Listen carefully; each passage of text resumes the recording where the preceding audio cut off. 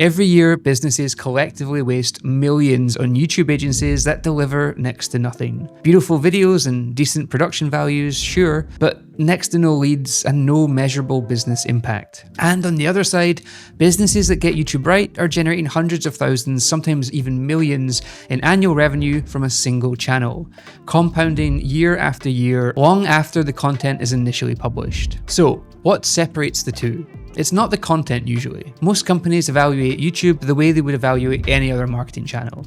They check the portfolio, compare the pricing, go with whoever seems the most impressive. But YouTube is fundamentally a different kind of investment, and the decisions that you make, whether it works or doesn't, are almost always made before anyone picks up a camera. Now, having been on both sides of this, hiring YouTube agencies as a marketing lead, and now running one, I can tell you exactly where those decisions go right and where they go wrong. In this video, I'll walk you through 5 things every founder or marketing leader should think through before committing budget to a YouTube agency. From whether your business is even ready for YouTube, to how to tell whether an agency actually knows what they're doing. Section 1, is your business actually ready for YouTube? Let's start with the thing that costs companies the most money and gets the least attention, because the most expensive YouTube mistake happens before the first agency call even takes place. Now, it's important to remember here, YouTube has over 2.7 billion monthly active users. It's the world's largest search engine. According to Nielsen, it's now the #1 streaming platform on television too,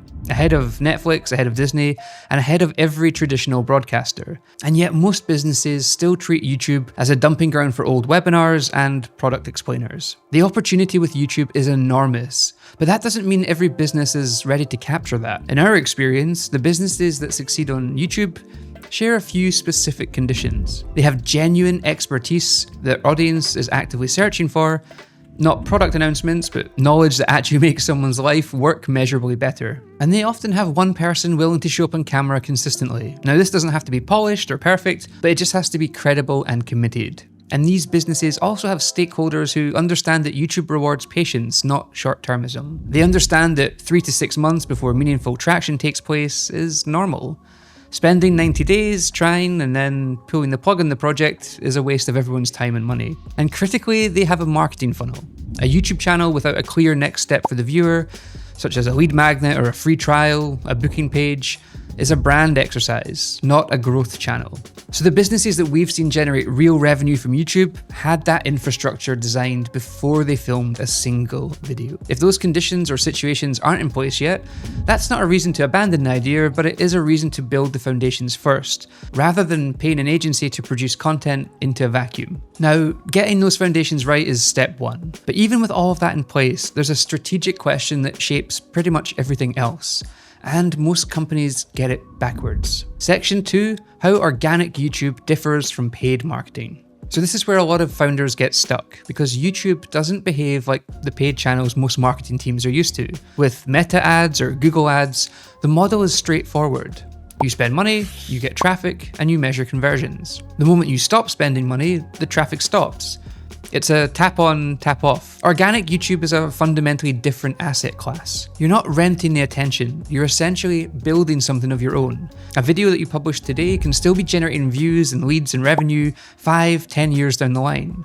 This content compounds, and your customer acquisition actually decreases over time as your library grows and the algorithm has more signals to work with. The trade-off is time. Paid gives you immediate volume. Organic can take 90 to 180 days before you see meaningful traction. But once that traction kicks in, the economics shift dramatically in your favor. We've seen this play out repeatedly. At Career Foundry, we'd publish videos organically, identify which ones had the strongest watch time and conversion rates, and then amplify those with a modest ad spend.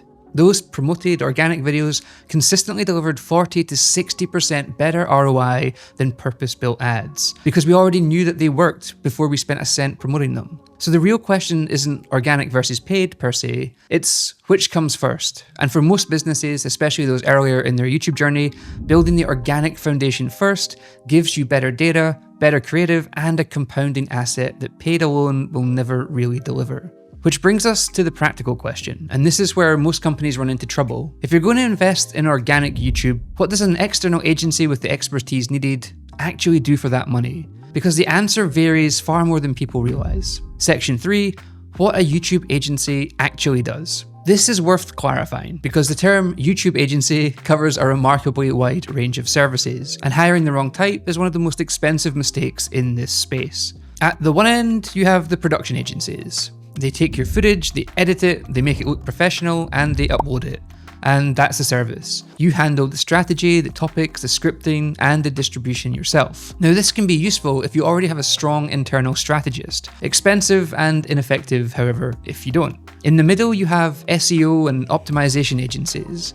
They focus on making your existing content more discoverable. Things like keyword research, title optimization, metadata, playlist structures. They can absolutely improve your visibility, but only if the underlying content is already good. SEO amplifies strong content. It doesn't necessarily rescue weak or underperforming content. And at the other end, you have the full stack growth agencies. These are the ones that handle the entire chain. So things like channel positioning, content strategy, topic research, scripting, production, optimization, distribution, measurement, and iteration. They treat your YouTube channel as a performance channel that needs to deliver business results, not just views and subscribers. And this distinction matters because the gap between these different tiers isn't just scope, it's often outcome. A production agency will give you nice looking videos. A growth agency, however, will build a system that connects those videos to your revenue. For most startups and scale-ups we work with, the answer is clear. They need a growth partner, not just a production vendor. They don't have the internal resources to build and run a YouTube strategy from scratch, and they need someone who can own the journey from positioning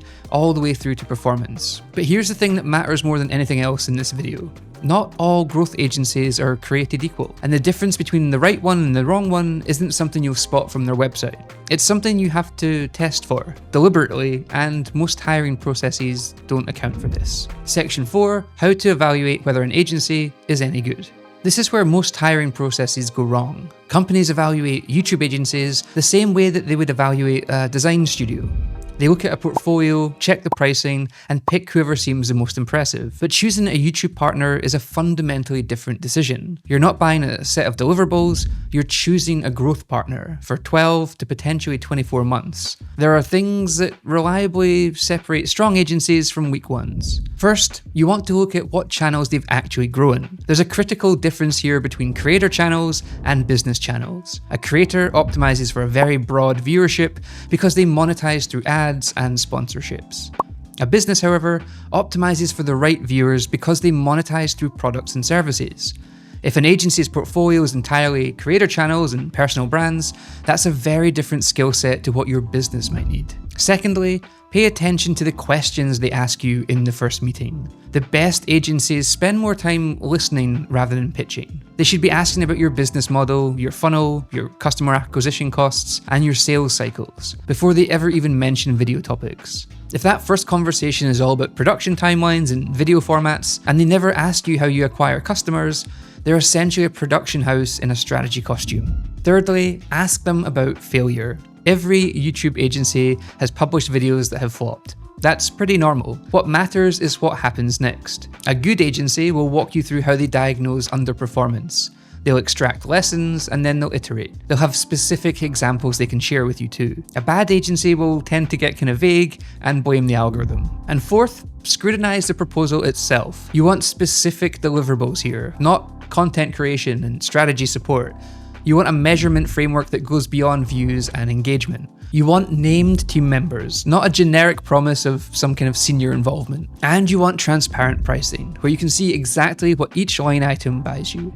If an agency can speak clearly and specifically about all those things, how they position channels, how they connect content to business outcomes, how they handle what doesn't work, and who exactly will be doing the work, that's a strong signal. If any of those conversations feel vague though, that maybe tells you something too. So to bring all this together, before you commit budget to a YouTube agency, get honest about whether your business is actually ready in the first place. Understand how organic YouTube differs from the paid channels that you're used to, and get clear on what type of agency you might actually need. And when you're evaluating partners, look past the highlight reels and portfolios and focus on the questions that they ask you in the sales process. How they handle failure, and whether their proposal is specific enough to hold them accountable with the results. YouTube is one of the most durable and commercially viable marketing channels available to businesses with genuine expertise and a defined audience. A video published today can generate leads 3 years from now, but that only happens when the strategy, the systems, and the partner are right. But there's something I haven't quite covered in this video. Everything I've just walked you through is the evaluation framework, the thinking before you build. None of this likely matters to you if you don't know how to actually grow a business channel from zero. And that's what we break down step by step in this video right here. So give it a watch now, and I'll see you in the next one. Thank you so much for your time, and I'll see you soon.